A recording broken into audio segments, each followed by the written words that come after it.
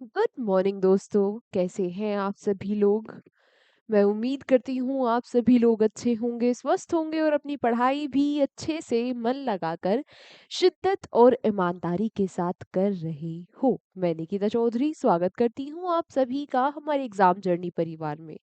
इस क्लास में हम लोग कवर करेंगे करंट अफेयर्स के, जी हाँ, 10 इंपॉर्टेंट क्वेश्चंस को मात्र 10 मिनट में। तो शुरू करते हैं आज की क्लास को। आज का पहला क्वेश्चन आप लोगों से पूछ रहा है कि when is world energy conservation day celebrated. यानी कि आपसे पूछा गया विश्व ऊर्जा संरक्षण दिवस कब मनाया जाता है। तो देखो, ये जो दिन है ये सेलिब्रेट किया जाता है कब?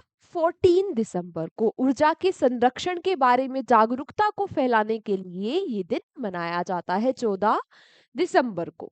चलो, इसी के साथ हमारा अगला क्वेश्चन आया। आपसे पूछा गया कि recently who has been honoured with global golden global horizon award at Red Sea film festival in Saudi Arabia. क्या पूछा गया? आपसे पूछा गया कि हाल ही में सऊदी अरेबिया में आयोजित रेड सी फिल्म फेस्टिवल में गोल्डन ग्लोब होराइजन जो अवार्ड है इससे किसको सम्मानित किया गया। तो ये जो अवार्ड मिला है किसको मिला, उससे पहले एक बात, एक फैक्ट हमें क्वेश्चन में ही पता चल गया। और वो फैक्ट ये है कि ये जो गोल्डन रेड सी अवार्ड है इनका आयोजन कहाँ पर हो रहा था? कहाँ? सऊदी अरेबिया में। इंपॉर्टेंट फैक्ट है, स्टार मार्क करके लिख लेना कि भाई ये जो अवार्ड थे इनका आयोजन हो रहा था सऊदी अरेबिया में। अब दूसरी बात आती है कि ये जो गोल्डन ग्लोबल होराइजन अवार्ड है ये किसको मिला? किसको मिला? जी हाँ, ये मिला है। यहाँ पर भी आप थोड़ा शक्ल पहचान पा रहे होंगे। किसको मिला है? आलिया भट्ट को। ठीक है, बहुत अच्छी बात। दोनों बातें यहाँ से याद रखिएगा। Next, recently who has launched India's first zero emission electric tug project। आपसे पूछा गया कि हाल ही में भारत की पहली शून्य उत्सर्जन वाली इलेक्ट्रिक टग परियोजना किसने शुरू की है। तो ये पहली इलेक्ट्रिक जीरो एमिशन वाली, ठीक है, पहली जीरो एमिशन वाली, यानी कि इसमें जो कार्बन एमिशन होगा वो जीरो होगा। अब आपको पता ही होगा कि क्लाइमेट चेंज जो हो रहा है, जलवायु परिवर्तन जो हो रहा है उसके क्या हाल है।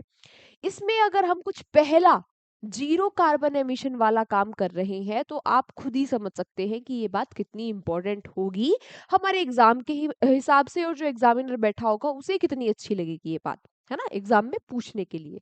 ठीक है, बात आती है कि इसका जो लॉन्च है वो किसके द्वारा किया गया। तो इसका लॉन्च किया गया हमारे केंद्रीय मंत्री सर्बानंद सोनेवाल जी के द्वारा। ठीक है, अब ये क्या है? ये क्या है? ये पहला पहला जीरो कार्बन एमिशन वाला इलेक्ट्रिक टग प्रोजेक्ट है ना। किसी किसका पार्ट है ये? हमारा जो एफर्ट्स है, भारत के जो एफर्ट्स है हमारे पोर्ट्स को क्लीनर, ग्रीनर और फ्यूचर रेडी बनाने के लिए, उसकी तरफ ये एक कदम है। अच्छा, ये जो पहला जो ये पहला प्रोजेक्ट लॉन्च किया गया, अब बात आती है किस पोर्ट पर लॉन्च किया गया, किस बंदरगाह पर लॉन्च किया गया? दीनदयाल पोर्ट पर। ठीक है, जो कहाँ पर है? जो है कांदला, गुजरात में। हो सकता है आपसे पूछ ले सीधा सीधा कि दीनदयाल पोर्ट कहाँ पर स्थित है, क्योंकि ये चर्चाओं में रहा है ना। ठीक है, चलो नेक्स्ट। आपसे पूछा गया कि recently who has launched the Sujalam Bharat app. ये जो सुजलाम भारत ऐप है इसका लॉन्च किसके द्वारा किया गया? तो इसको लॉन्च किया हमारे जल शक्ति मिनिस्टर सीपी पाटिल जी ने। ठीक है, इसका काम क्या होगा? इसका काम होगा जो हमारे ग्रामीण क्षेत्र है वहां पर जल प्रबंधन, वाटर मैनेजमेंट का इस ऐप का काम होगा। ये रियल टाइम डेटा देगा वहां के लोगों को और ऑफिसर्स को, जिससे वो लोग पता लगा सकेंगे कि भाई यहाँ पर ड्रिंकिंग जो पीने लायक पानी है, जो पेयजल है, वो कहाँ है, कितना है, क्या उसकी क्वालिटी है, तो उसका वो आराम से पता लगा पाएंगे इस ऐप के थ्रू। ठीक है, सुजलम ऐप किसके द्वारा लॉन्च किया गया? जल शक्ति मिनिस्टर सीपी पाटिल। चलो नेक्स्ट, फिर आपसे पूछा गया कि recently who has been appointed as the new CEO of BMW. BMW के नए सीईओ कौन बन गए हैं, आपसे ये पूछा जा रहा है, तो उनका नाम आप याद रखिएगा। नए सीईओ बन गए हैं मिलान नेडिल जोकोविक। ठीक है, बीएमडब्ल्यू के ये नए सीईओ हैं। इसके बाद अगला question, which Indian has been awarded the UNEP champions of the earth 2025 for climate leadership. अभी हाल ही में क्या हुआ, जलवायु नेतृत्व के लिए किस भारतीय को UNEP champions of the earth 2025 पुरस्कार से सम्मानित किया गया है। यूएनईपी के बारे में हमने कल कुछ और भी पढ़ा था, है ना। इसका 7वां सेशन हो रहा था कहाँ, नायरोबी केनिया में। पढ़ा, हाँ पढ़ा था, 2012 में स्टार्ट हुआ था, ये भी पढ़ा था हमने। ठीक है, अब वहां पर दिए गए चैंपियंस ऑफ अर्थ अवार्ड किस लिए, जो क्लाइमेट चेंज के फील्ड में, जो जलवायु परिवर्तन के फील्ड में अच्छा काम कर रहे हैं, उसमें सुधार लाने के लिए काम कर रहे हैं, उन लोगों को ये अवार्ड दिया गया। आपसे पूछ रहा है कि भारत में इस अवार्ड से किसको सम्मानित किया गया, या किस भारतीय को इस अवार्ड से सम्मानित किया गया। तो ये कौन है, सुप्रिया साहू।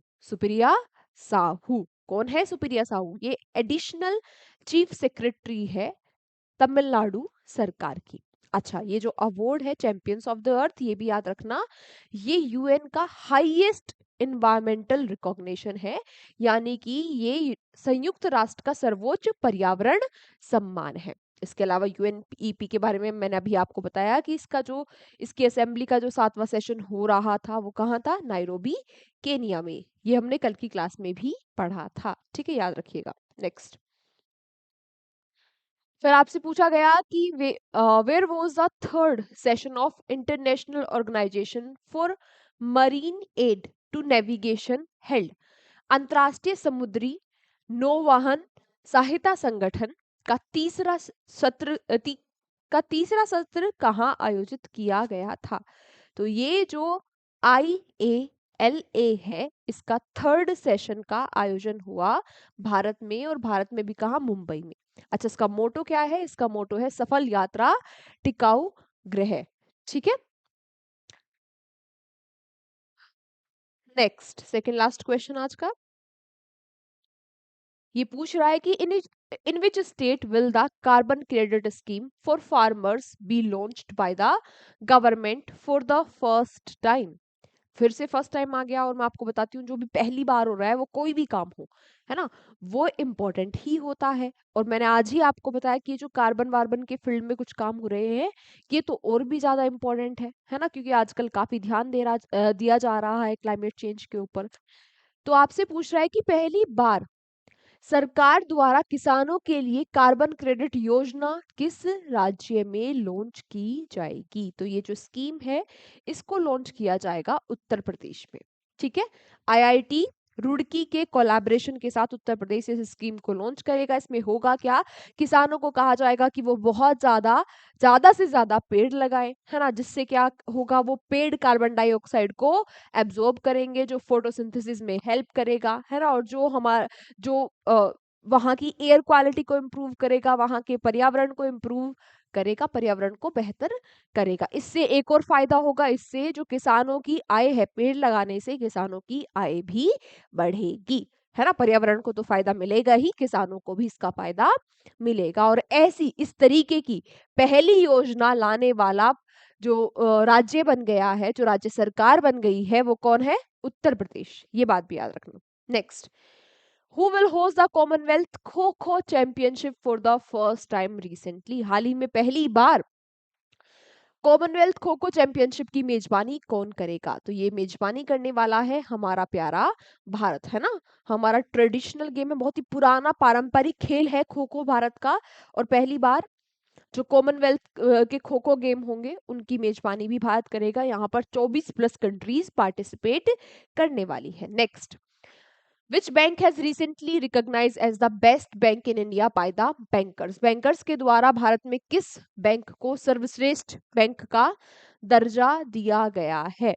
तो ये दर्जा मिला है बैंक ऑफ बड़ौदा को। किसको, बैंक ऑफ बड़ौदा को, कि भाई ये भारत का बेस्ट बैंक है, किसके द्वारा ये दर्जा दिया गया? द बैंकर्स के द्वारा। दोनों ही बातें आप याद रखना। आज की क्लास इतनी ही थी।